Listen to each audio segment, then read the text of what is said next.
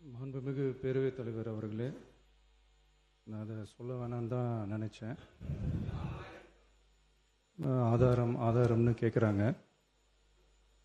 ஒரு 1 week back மாண்புமிகு நிதி அமைச்சர் பேசும்போது ஒரு 3 டிபார்ட்மெண்ட்லேருந்து ரிவ்யூ பண்ணி அந்த ஃபைல்ஸ்லாம் என் டேபிளில் இருக்குன்னு சொன்னார்.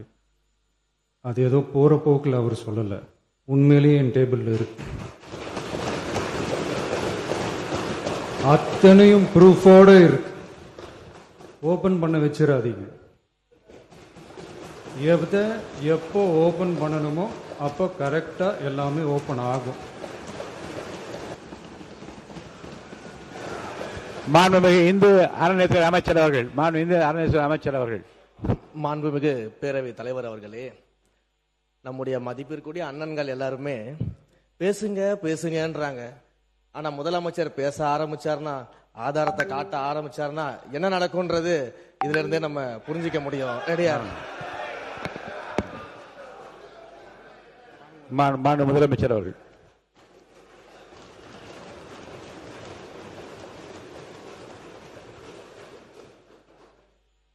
மாண்புமிகு பேரவைத் தலைவர் அவர்களே, மக்கள்கிட்ட எப்போ பேசணும், என்ன பேசணும், எப்படி பேசணும் எல்லாம் பேசிட்டு தான் அன்பா ஆசையா எங்க எல்லாரையும் கொண்டாந்து உட்கார வச்சிருக்கிறோம்.